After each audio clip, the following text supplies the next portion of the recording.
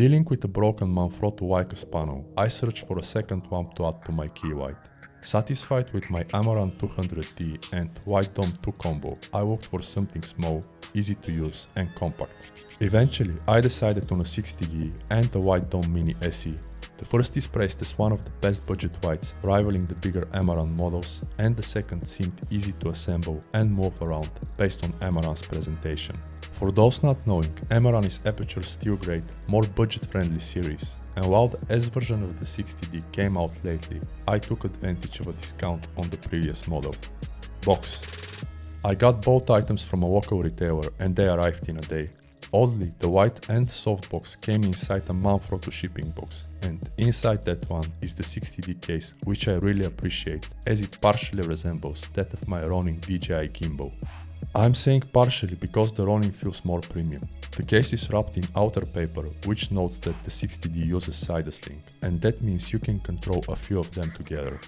Opening the case, I genuinely regret they didn't include or offer something similar for the 200D. Inside the case there's the white, a reflector, a 1-year warranty, an MPF battery plate, a charging cable, a power supply, and a tilting mount with an umbrella holder. First impressions. Though made out of plastic, everything seems to have excellent quality. The white is tiny, matching the size of a rigged mirrorless or DSLR camera.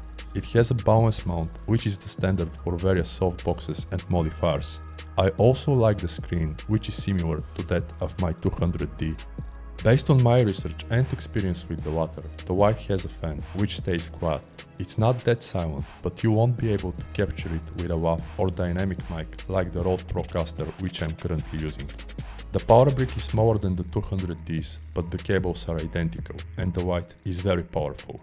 Considering my studio space, I actually slightly regret that this combo wasn't available when I got my first Amaran white and softbox. The ease of use and assembly are pretty unmatched, the output is remarkable, and the build quality is excellent for the price.